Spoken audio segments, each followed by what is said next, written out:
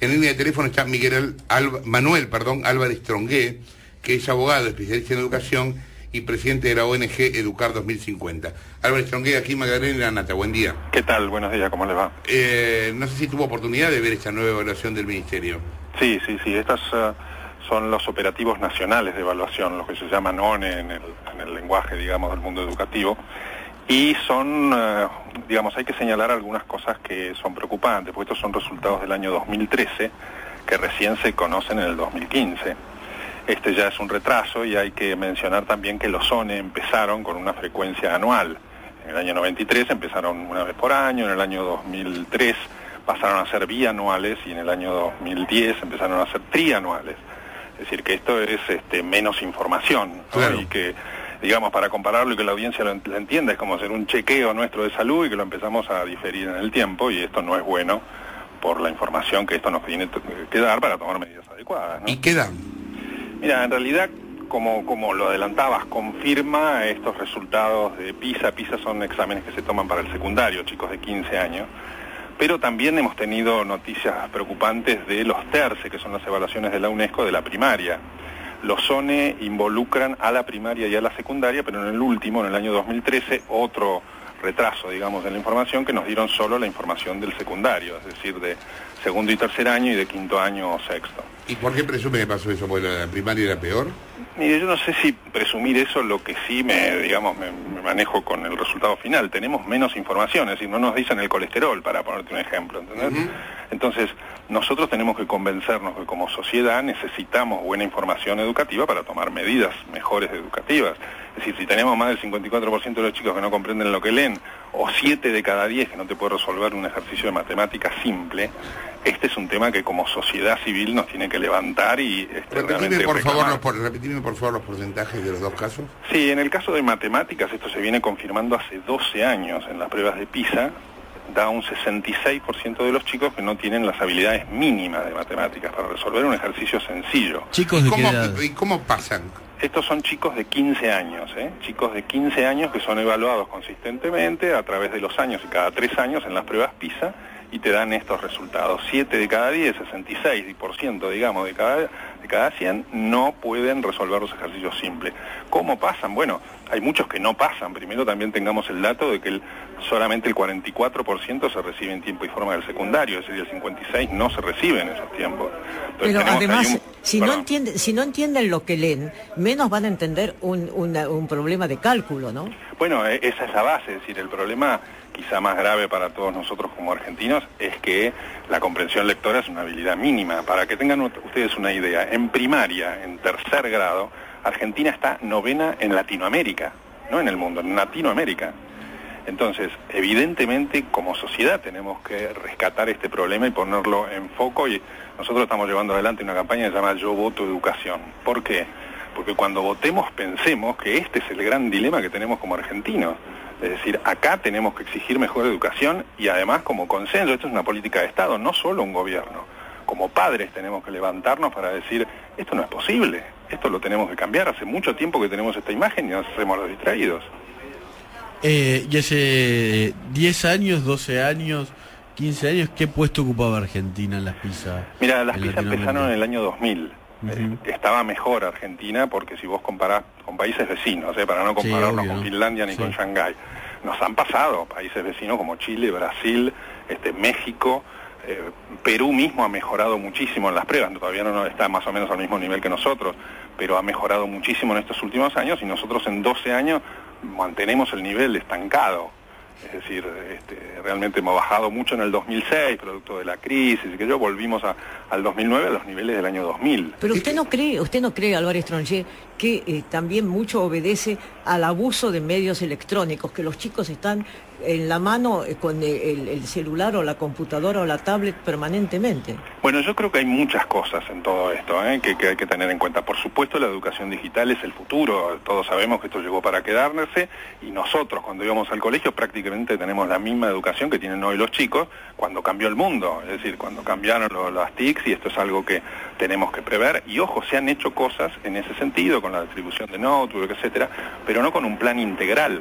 Argentina tiene un problema enorme de plan estratégico educativo que tenemos que llevar adelante de vuelta con una política de consensos. Esta no es una política de un partido A o B, tenemos como Estado y como sociedad reclamar que esto sea sobre 5, 6 cosas, 10 cosas. Todos sabemos que tenemos que mejorarlas. Hay un problema con respecto al tema presupuestario, que es cierto lo que el gobierno dice, que es que el 9% del presupuesto está dedicado a educación. El problema es que no hay eficiencia en ese gasto. ¿Por qué? A ver, explico lo que sucede. En realidad, en este último gobierno se aumentó la inversión. En el 2003 estaría en el 2-3%, y la ley de financiamiento educativo, que fue una ley del Parlamento, digamos con mucho consenso, estableció que tenía que llegar al 6%. Luego, con los números del INDEC, esto se vio que estaba afectado. Evidentemente, cuando se hizo el ajuste, algunos economistas y especialistas dicen que se llegó al 5 y pico, no llegó al 6%. Pero la verdad es que es cierto también que si bien se aumentó la inversión, no tuvimos los resultados esperados. Por ejemplo, esto se compara internacionalmente y Argentina, por su inversión, tendría que tener muchos mejores resultados. Inclusive en Latinoamérica, países que invierten menos tienen más eficiencia. Eso es otra cosa que tenemos que pedir y seguramente tenemos que... ¿Y qué es lo que pasa? ¿Y qué es lo que pasa? Que es el 6, no el 9, como usted me dice, ¿no? Sí, es el 6, es el 6 lo que dice la ley de financiamiento educativo y lo que decía el gobierno que se había superado. Bueno, parecería que no se superó por estos números del INDEC y llegó muy cerca del 6, 5 y pico. ¿Pero y en qué se gastan? Bueno, la mayoría se gastó en salarios, es decir, más del 80% fue aumentos salariales. Ojo, que también se deben, las pruebas PISA también informan que los sueldos de los maestros argentinos están muy bajos, están entre los más bajos del mundo. Pero acá lo que hay que hacer es una reforma integral del sistema para saber que ese gasto sea más eficiente y tener medidas, tener informes. La charla la comenzamos con la información, ¿se acuerdan que hablábamos del colesterol? Lo que tenemos que saber es esa información por escuela y empezar a trabajar con los docentes para reclamarles más eficiencia, para tener mejores resultados de aprendizaje y para tener un mejor futuro como país. Porque si no pensamos en la educación, no lo vamos a tener. Ahora, ya sabemos lo que opina el ministro de Educación, Silioni, en público. En privado, ¿qué es lo que se dice en el Ministerio de Educación? Porque imagino que obviamente están al tanto y alertas de lo que está pasando. Sí, por supuesto. Y yo creo que, a ver, para no centralizarnos en un solo ministerio, ¿no? Porque acá la educación es federal y tenemos todas las jurisdicciones, y hay jurisdicciones que están trabajando bien, y esto requiere además, no es fácil, es decir, es muy difícil, pero necesitamos, porque todos están, digamos, consintiendo sobre que hay que hacer una reforma educativa seria, y están además consensuando que esta información es muy grave y que tenemos problemas muy graves. Provincia de Buenos Aires, con Urbano, tenemos enormes problemas educativos. Me manda una amiga maestra este mensaje, dice: es la formación docente y punto. Y en gran los punto, chicos saben más que los maestros y los maestros siguen aprendiendo y enseñando como en el siglo pasado. Es cierto, es decir, en gran medida tenemos un problema de docentes, y esto es casi de sentido común. Cuando tenemos un problema de aprendizaje también tenemos un problema de enseñanza, y ahí hay que hacer también una revolución. No solamente, digamos, porque hay muchos docentes que hacen un esfuerzo sobrehumano y son héroes, ¿no? Pero tenemos que hacerlo como política de Estado para formar nuevos docentes y empezar con evaluaciones, con exigencia, con acompañamiento, porque sinceramente se necesita también, pero acá tenemos que hacer una reforma del docente, y todos los sistemas internacionales te dicen que para mejorar la calidad educativa hay que mejorar la formación docente. Recién Sí, perdón. Cuando usted mencionaba el conurbano, ¿no es cierto? Porque evidentemente hay mayores necesidades materiales en determinadas zonas, ¿no? Sí. Daría la sensación que tampoco alcance el tiempo, como que, por ejemplo, que un chico que ha leído 2 párrafos, después los repite o los explique. Da la sensación que no hay tiempo para eso. Bueno, si tenemos un enorme problema de comprensión lectora, evidentemente es algo que tenemos que trabajar, y ustedes recordarán que hace pocos días atrás se discutía de implementar una comprensión lectora en la universidad. O sea que estos problemas son ciertos, nadie los desconoce, y por eso de vuelta tenemos que trabajar en consensos. ¿Cuál es la parte optimista de toda esa? La mitad del vaso lleno. Es que yo creo que este consenso general existe, inclusive entre los ministeriables, es decir, de los diferentes partidos políticos, están trabajando con cierto consenso sobre algunas medidas que hay que tomar, tipo formación docente, tipo desigualdad educativa. Argentina tiene una enorme diferencia de educación, cuando la ley exige que la calidad educativa sea para todas, independientemente de la zona geográfica o digamos, de los recursos de las escuelas donde estén. Ahí tenemos que trabajar muchísimo, porque tenemos una diferencia enorme en el noroeste que con el centro del país o con otras regiones, ¿no? Claro, eso le iba a preguntar, más allá de la formación docente. A mí me ha tocado estar en escuelas del noroeste por Periodismo para Todos, donde los profesores, donde los maestros cuentan que los chicos llegan casi desmayados de hambre por no haber desayunado. O sea, la primera tarea de los maestros es intentar darles de comer y después intentar enseñarles. Miren, nosotros, Educar 2050 nace en el Chaco, en la desnutrición infantil, y vimos a la educación como la mejor herramienta para combatir la pobreza, y seguimos trabajando en el Chaco, donde el tema continúa, los problemas de desnutrición continúan, los chicos se desmayan, es decir, los títulos en aquel momento eran hambre en el país de la carne, me estoy remontando al 2007, pero muchas de estas cosas siguen, y tenemos ese problema, tenemos evidentemente ese problema de infraestructura, y ese problema de agua, y ese problema de alimentos, pero la educación, digamos, tiene allí una fuerza enorme, que no es solamente enseñar lengua, ciencias y matemáticas, ¿no? Los